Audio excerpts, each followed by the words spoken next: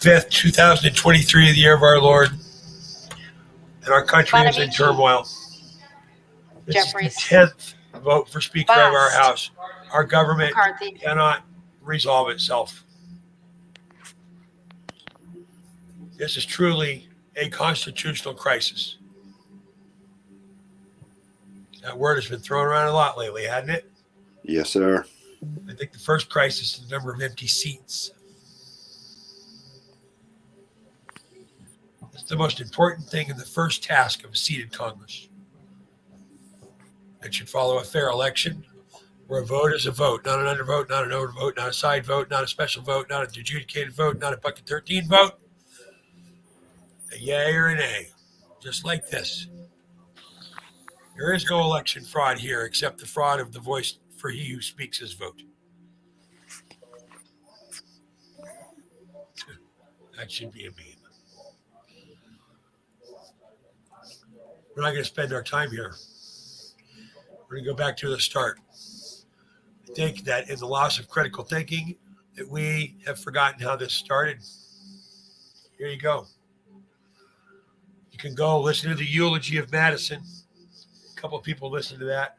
Madison sells us out, to my estimation. Jefferson, we're going to hear from in just a second. John Adams, father of John Quincy Adams, who reads Madison's eulogy. So there's some tight shit going on here. Then we got Washington, of course, who was just supposed to be a badass. That's what we're told.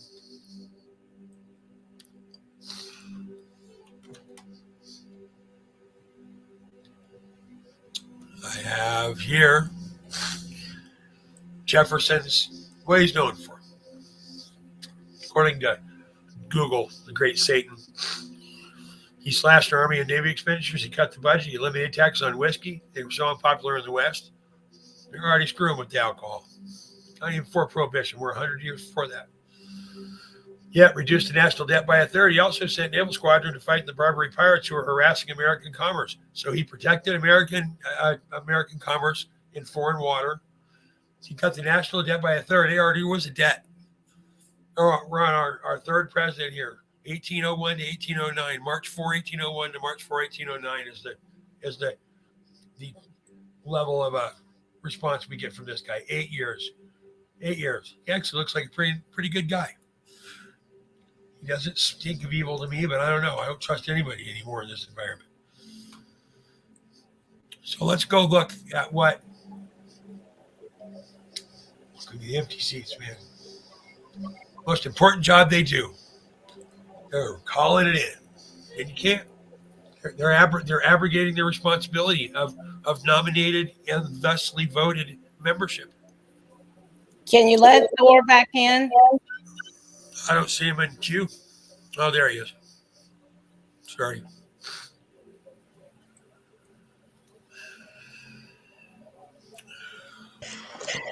Didn't it say that we had, or that Congress had 10 days, like where they had to look at the election results? And so you're talking about the Brunson case. Let's go there for a minute. Okay. So let's go here. There is a, what is it? 22380, I think is the case number. Memory serves.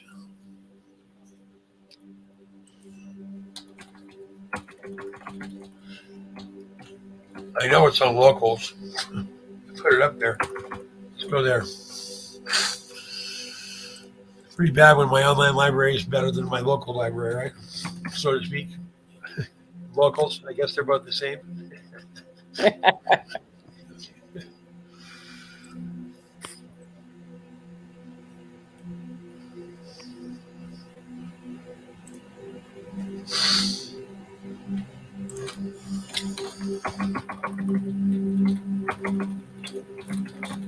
Oh, come on, fingers. I suck. There we go.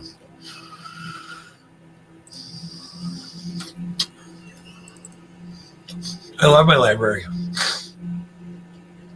I think it's awesome. So I'm so thankful for locals. A lot of content. They do such good work. I looked the other day. I was like, crap, I've been busy. Okay.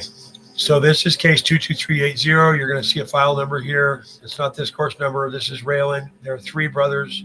They've all come in, and they got kicked up there. This is their initial pleading. To answer your question, my queen, Mr. Brunson filed a pro se. Pro se means I'm doing this on my own ass. I'm not hiring an attorney, a bar attorney. BAR stands for British Accreditation Registry. You must register with the British Crown in order to adjudicate, engage with, or be part of filing for maritime engagements. That's the bar. Your lawyer's not your friend. Mr. Brunson filed a pro se by himself on his own dime argument action in the Utah State Court against hundreds of members of Congress, President Joe Biden, Vice President Kamala Harris, and former President Michael Pence. He alleged that before accepting the electoral votes on January 6 in 2021, the defendants intentionally refused to investigate the evidence that November 2020 presidential election was fraudulent. That the November 2020 presidential election was fraudulent. Every other court case that's been brought forward has been stricken down for no standing because this is a land-based case and we are stuck in maritime law. Mr. Brunson likened defendants' conduct to an act of war against the United States Constitution that violated their oath to uphold the Constitution and his right to participate in an honest and fair election. His right to participate in an honest and fair election is what we've been talking about all day. He advanced constitutional, tort, and promissory estoppel claims and sought almost $3 billion in damages. And estoppel is exactly what it sounds like. The word stop is based on this. The legal term estoppel, it goes back to our Latin base. As anytime you want to make something confusing, you change the language, right? A promissory estoppel. That means I wouldn't do it. $3 billion is what he's asking for, an injunctive relief for the removal of defendants from office and the reinstatement of President Donald Trump as President of the United States. Someone else want to read that? Defendants and reinstatement of Donald Trump as President of the United States. And that sounds sweeter than pie on Sunday afternoon. The defendants removed the case to federal district court and filed a motion to dismiss federal traditional 12B1 lack of jurisdiction, 12B6 failure of state claim. Mr. Brunson filed an opposing motion to dismiss. This is the dismissal of the lack of jurisdiction claim. This goes through, it kicks up through court. It goes through local 10th Circuit. 10th Circuit denies to see it. That gives it court case number 22-380, and that is approved. That goes through what the other parts and pieces are here, but at the bottom, we are going to get a list of claimants. And it is long.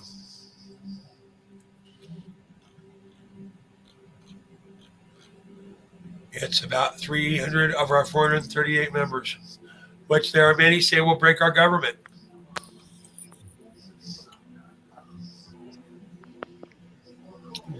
The defendants do not touch or disturb the following irrefutable facts alleged in the complaint.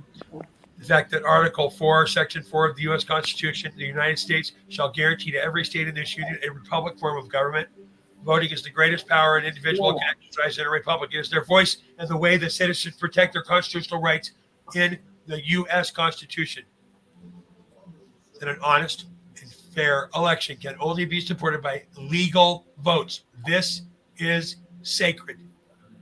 It is the basis of our U.S. Republican form of government protected by the U.S. Constitution. The efforts made as stated in the complaint that avoided an investigation of how Biden won the election is an act of treason and an act of levying war against the U.S. Constitution, which violated Brunson's right to vote in an honest and fair election. And as such, it was wrongfully invalidated his vote.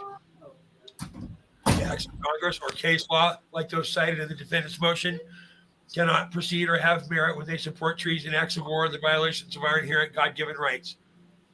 The only laws of Congress has the power to enact for those that protect our inherent rights. The U.S. Constitution is written with honor, respect, and recognition of our Lord Jesus Christ as memorialized in Article 7, Clause 3, which states, in the year of our Lord. And as such defendants have sworn an allegiance to the author of our freedoms and liberties, our Lord, Jesus Christ.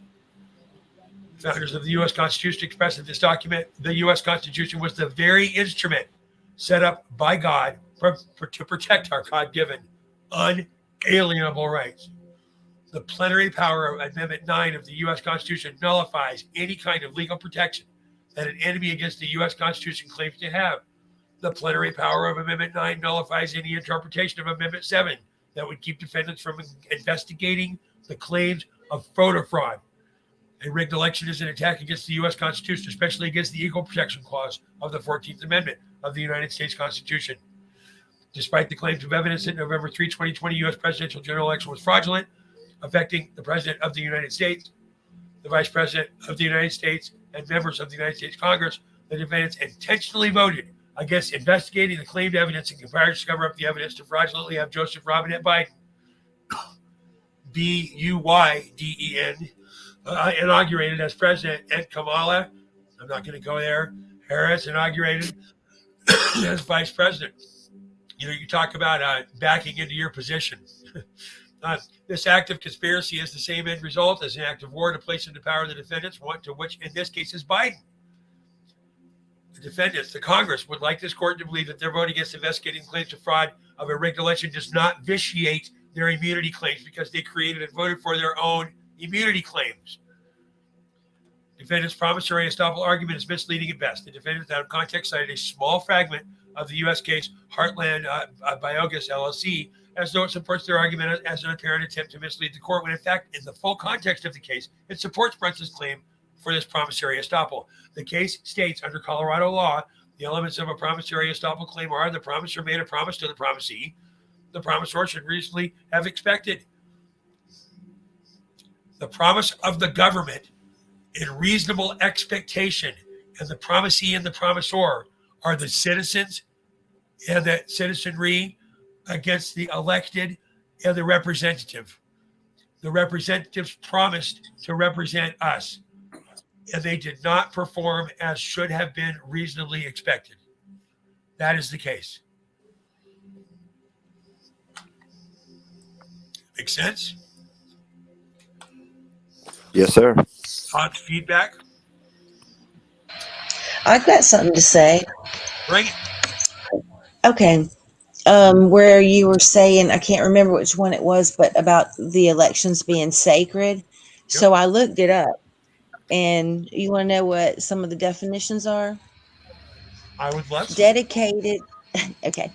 Dedicated to or set apart for the worship of a deity. That's number one. Number two, worthy of religious veneration. Number three, made or declared holy. Made or declared. If Amen. words are important. That's what he was talking about, the God-given rights. Declaration. Life, We're reading liberty, about and the pursuit of Declaration of happiness. Independence. We're reading about the Declaration of Independence today. So say that up, Thor. And what is our personal Declaration of Independence? That sounds like a holy union to me. Go ahead, Thor. Well, yeah, it's our pursuit of life, happiness, and Life, pursuit liberty, of, and the pursuit of life, happiness. liberty, and pursuit of happiness.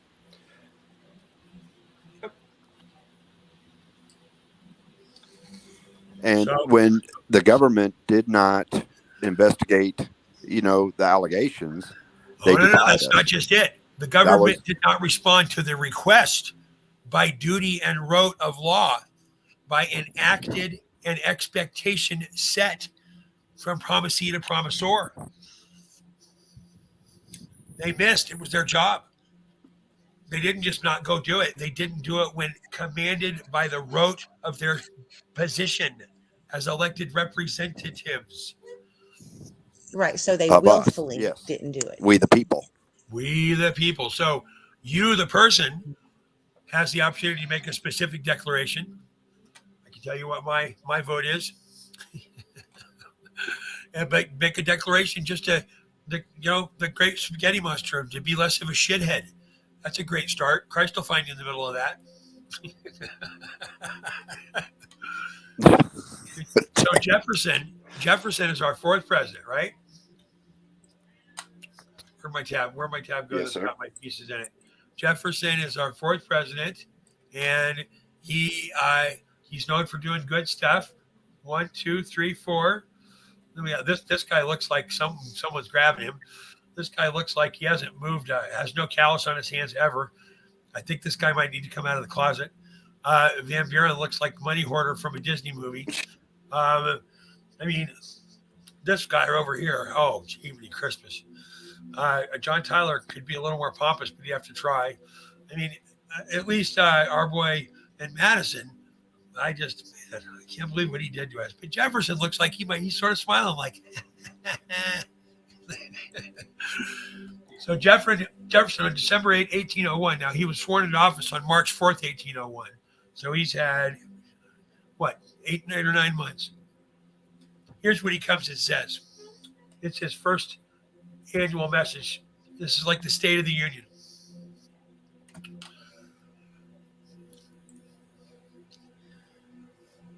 Fellow citizens of the Senate and the House of Representatives, it is a circumstance of sincere gratification to me that on meeting the great council of our nation, I am able to announce to them on grounds of reasonable certainty that the wars and troubles which have for so many years afflicted our sister nations have at length come to an end, and that the communication of peace and commerce are once more opening among them, whilst we devoutly return thanks to the beneficent being who has been pleased to breathe into them this spirit of conciliation and forgiveness.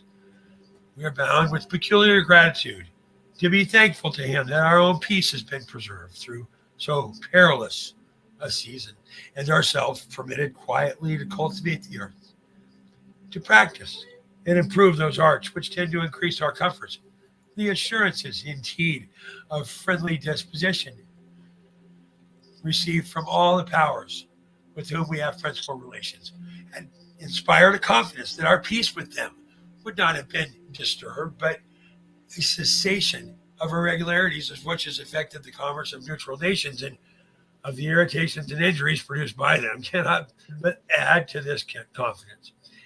And it strengthens at the same time the hope that wrongs committed on unoffending friends under pressure of circumstances will now be reviewed with candor, will be considered as founding just claims for retribution for the past and new assurances for the future.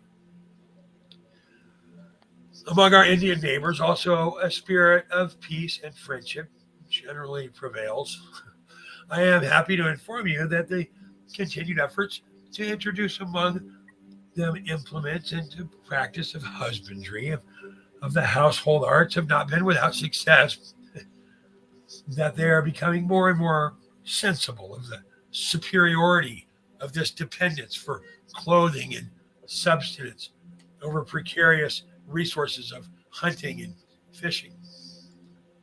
And already we are able to announce that instead of that constant diminution of their numbers produced by their wars and their wants, some of them begin to experience an increase of population. To this state of general peace with which we've been blessed, one only exception exists: Tripoli. The least considerable of the Barbary states had come forward with demands unfounded either in right or in compact, and had permitted itself to denounce war on our failure to comply before a given day. The style of the demand admitted but one answer.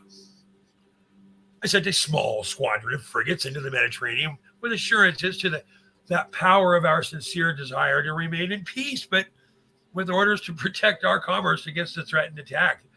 The measure was seasonable and salutary. The Bay had already declared war. The cruisers were out. Two had arrived at Gibraltar. Our commerce in the Mediterranean was blockaded, and that of the Atlantic in peril.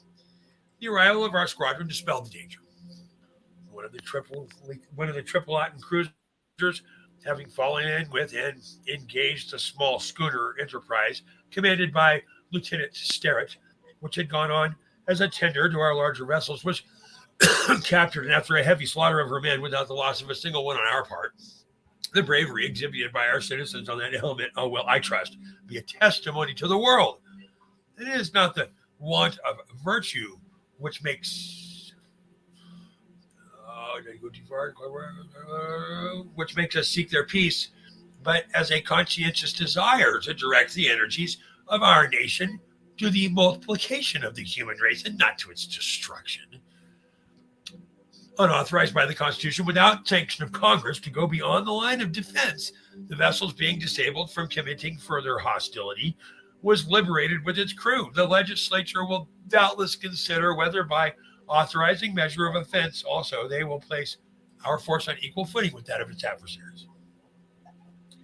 I communicate all material information on this subject in the exercise of this important function confided by the Constitution to the legislature exclusively. Their judgment may form itself in a knowledge and consideration of every circumstance of weight. I wish I could say that our situation with all other Barbary states was entirely satisfactory, that discovering that some delays had taken place in the performance of certain articles stipulated by us, I thought it my duty, by immediate measure for fulfilling them, to vindicate to ourselves the right of considering the effect of departure from stipulation on their side. From the papers which will be laid before you, you will be enabled to judge whether our treaties are regarded by them as fixing at all the measure of their demands, or as guarding from the exercise of force our vessels within their power, and to consider how far it will be safe and expedient to leave our affairs with them in their present posture. I lay before you the result of the consensus lately taken of our inhabitants to a conformity with which we are now to reduce the ensuing ratio of representation and taxation. You will perceive that in the increase of numbers during the last 10 years, proceeding in geometrical ratio promises a duplication in little more than 22 years. We contemplate this rapid growth and the prospect it holds up to us, not with a view to the injuries it may enable us to do to others in some future day, but the settlement of the extensive country still remaining vacant within our limits. So the multiplication of men susceptible of happiness, educated in love of order, and habituated to self-government, and valuing its blessings above all price. Other circumstances, combined with the increase of number, have produced an augmentation of revenue arising from consumption in a ratio far beyond that of population alone. And though the changes of foreign relations now taking place, so desirable for the world, may for a season affect the branch of revenue, yet weighing all probabilities of expense as well as of income, there is reasonable ground of confidence that we may now safely dispense with all internal taxes, comprehending excise tax, stamps tax, auction tax, license tax, carriage tax, and refined sugars tax, to which the posted on newspapers may be added to facilitate the progress of information, and that the remaining sources of revenue will be sufficient to provide for the support of government, to pay the interest on the public debts, to discharge the principals within the shorter periods than the laws of the general expectation had contemplated. War, indeed, and untoward events may change this prospect of things, and call for the expenses which the imposts could not meet. But sound principles will not justify our taxing the industry of our fellow citizens to accumulate treasure for wars to happen we know not when, and which might not perhaps happen, but from the temptations offered by that treasure. These views, however, of reducing our burdens are formed on the expectation that a sensible and, at the same time, a salutary reduction may take place in our habitual expenditures. For this purpose, those of the civil government, the Army, the Navy, will need revisal. When we consider that this government is charged with the external and mutual relations only of these states, that the states themselves have principal care of our persons, our property, our reputation, constituting the great field of human concerns, we may well doubt whether our organization is not too complicated, too expensive, whether offices and officers have not been multiplied unnecessarily and sometimes injuriously to the services they were meant to promote. I will cause to be laid before you an essay towards a statement of those who, under public employment of various kinds, draw money from the treasury or from our citizens. Time has not permitted a perfect enumeration, the ramifications of office being too multiplied and remote to be completely traced on at first trial, but among those who are dependent on executive discretion, I have begun the reduction of what was deemed necessary. The expenses of diplomatic agency have been considerably diminished. The inspectors of internal revenue, who were found to obstruct the accountability of the institution, have been discontinued. Several agencies created by executive authority on salaries fixed by that also have been suppressed. should suggest the expediency of regulating that power by law, as to subject its exercises to legislative inspection and sanction. Other reformations of the same kind will be pursued with that caution which is requisite in removing useless things, not to injure what is retained. But the great mass of public offices is established by law, and therefore by law alone can't be abolished. Should the legislation think it expedient to pass this roll in review and to try all its parts by the test of public utility, they may be assured of every aid and light which executive information can yield. Considering the general tendency to multiply offices and dependencies and to increase expense to the ultimate term of burden which the citizen can bear, it behooves us to avail ourselves of every occasion which presents itself for taking off the surcharge, that it never may be seen here that after leaving to labor the smallest portion of its earnings on which it can subsist, government shall itself consume the whole residue of what it was instituted to guard.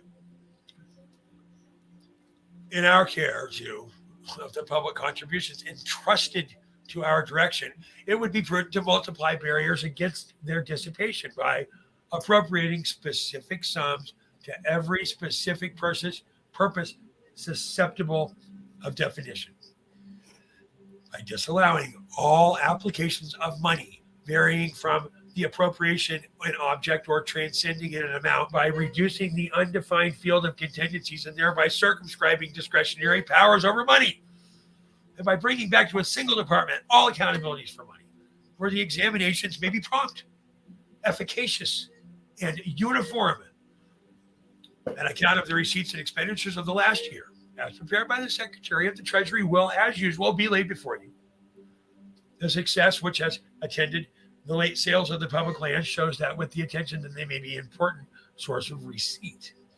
Among the payments, those who made in discharge of their principal and interest of the national debt will show that the public faith has been exactly maintained.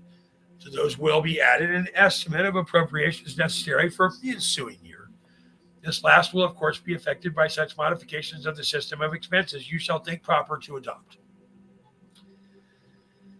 A statement has been formed by the Secretary of War on mature consideration of all posts and stations where garrisons will be expedient, and of the number of men requisite for each garrison. The whole amount is considerably short of the present military establishment. For surplus, no particular use can be pointed out.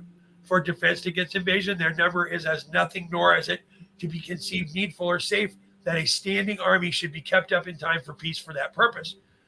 Uncertain as we must ever be of the particular point in our circumference where an enemy may choose to invade us, the only force which can be ready at every point and competent to oppose him is the body of the neighboring citizenry, as formed into a militia. On these collected from parts most convenient and numbers proportionate to the invading foe, it is best to rely not only to meet the first attack, but if it threatens to be permanent, to maintain the defense until regulars may be engaged to relieve them. Consideration renders it important that we should, at the very session, continue to amend the defects which from time to time show themselves in the laws for regulating the militia until they are sufficiently perfect. Nor should we now, or at any time, separate until we can say we have done everything for the militia which we could do. We're an enemy at our door. The provisions of military stores on hand will we lay before you. Now you may judge the additions still requisite. With respect to the extent to which our naval preparations should be carried, some difference of opinion may be expected to appear. But just attention to the circumstances of every part of the Union will doubtless reconcile all. A small force will probably continue to be wanted for actual service in the Mediterranean. Whatever annual sum beyond that you may think proper to appropriate for naval preparations would perhaps be better employed in providing these articles, which may be kept without waste or consumption, and be in readiness when any exigency calls them into use. Progress has been made, as will appear by the papers now communicated, in providing materials for 74 gunships as directed by law. How far the authority given by the legislature for procuring and establishing sites for naval purposes has been perfectly understood and pursued in the execution admits of some doubt. A statement of the expenses already incurred on the subject is now laid before you. I have in certain cases suspended or slackened these expenditures, that the legislator might determine whether so many yards are necessary as have been contemplated. The works at this place are among those permitted to go on, and 5 of the 7 frigates directed to be laid up have been brought up and laid up here, where besides the safety of their position, they are under the eye of the executive administration as well as its agents, and where yourselves also will be guided by your own view and the legislative provisionings respecting them, which may from time to time be necessary. There are preserved in such condition as well the vessels as whatever belongs to them, as to be at all times ready for sea and short warning. 2 others are yet to be laid up as soon as they shall have received the papers requisite or repairs requisite to put them also into sound condition. As a superintending officer will be necessary in each yard, his duties and emoluments hitherto fixed by the executive will be more proper subject for legislation. A communication will also be made of our progress in the execution of the law respecting the vessels directed to be sold. The fortification of our harbors, more or less advanced, present considerations of great difficulty. While some of them are on a scale sufficiently proportioned to the advantages of their position, to the efficacy of their protection, and the importance of the points within it, others are so extensive it will cost so much in their first erection, so much in their maintenance, and require such a force to garrison them as to make it questionable what is best now to be done. A statement of those commenced or projected of the expenses already incurred, and estimates of their future costs, so far as can be foreseen, shall be laid before you, and that you may be enabled to judge whether any alteration is necessary in the laws respecting this subject. Agriculture, manufacture, commerce, navigation, the 4 pillars of our prosperity, are the most thriving when left most free to individual enterprise. Protection from casual embarrassment, however, may sometimes be seasonably interposed. If in the course of your observations or inquiries they should appear to need an aid within the limits of our constitutional powers, your sense of their importance is sufficient assurance that they will occupy your attention. We cannot indeed by all feel an anxious solicitude for the difficulties under which our carrying trade will soon be placed. How far can it be relieved otherwise than by time as a subject of important consideration? The judiciary system of the United States, and especially that portion of it recently erected, will of course present itself to the contemplation of Congress, and that they may be able to judge of the proportion which the institution bears to the business it has to perform. I have caused to be procured from the several states that now lay before the Congress an exact statement of all the causes decided since the first establishment of the courts, and of those which were depending when additional courts and judges were brought in to their aid. And while on the judiciary organization, it will be worthy your consideration whether the protection of the inestimable institution of juries has been extended to all the cases involving the security of our persons and property, their impartial selection also being essential to their value. We ought further to consider whether that is sufficiently secured in those states where they are named by a marshal, depending on executive will, or designated by the court, or by officers dependent on them. I cannot omit recommending a revisal of the laws on the subject of naturalization. Considering the ordinary chances of human life, a denial of citizenship under a residence of 14 years is a denial to a great proportion of those who ask it, and it controls a policy pursued from their first settlement by many of these states and still believed of consequence to their prosperity.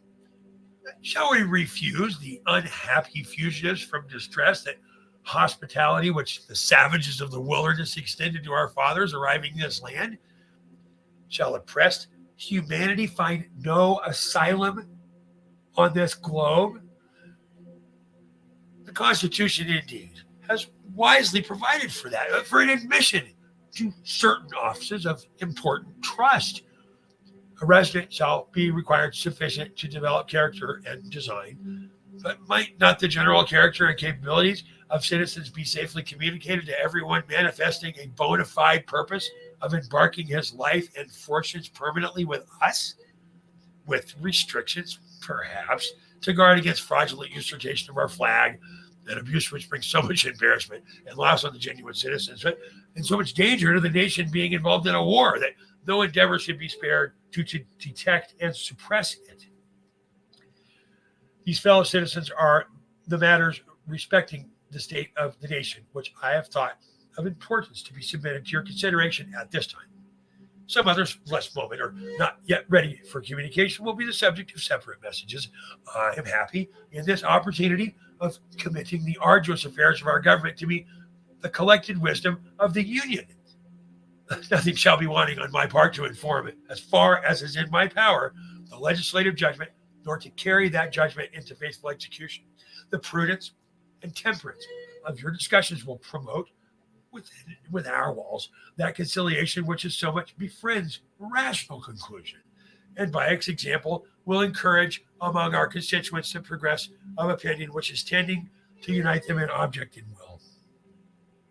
That all should be satisfied with any one order of things is not to be expected, but I indulge the pleasing persuasion that the great body of our citizens will cordially concur in honest and disinterested efforts, which have for their object to preserve the general state governments in their constitutional form and equilibrium, to maintain peace abroad and order and obedience to the laws at home, to establish principles and practices of administration favorable to the security of liberty and property, and to reduce the expenses to what is necessary for the useful purpose of government.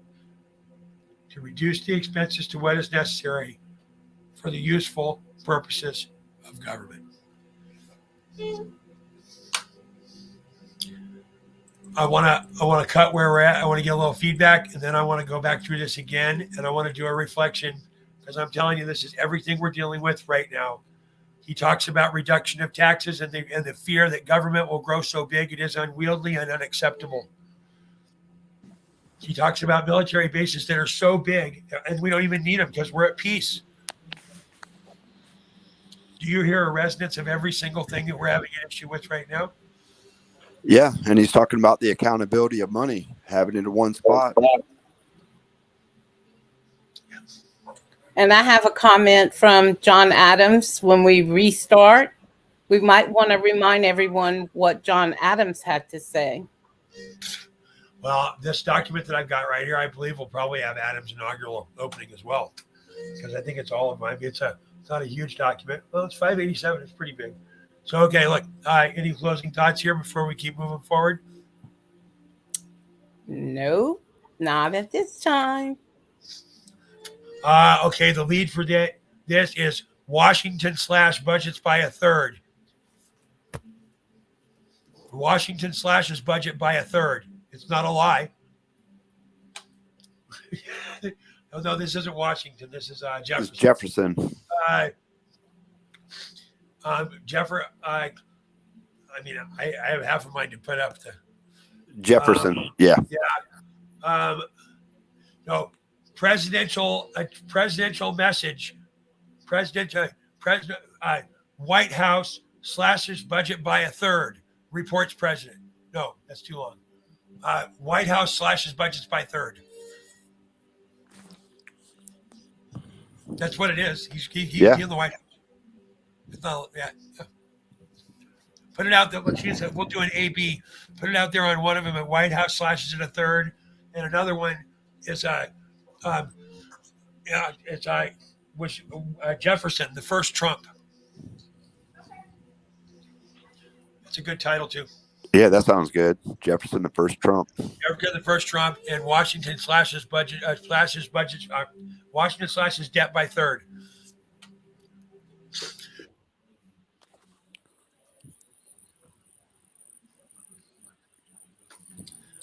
We're coming right back on the next one. Say goodnight, Gracie. We're cutting this one. Good night, Gandhi. Good night, Thor. Good night, Queen Califia. Good night, John Boy.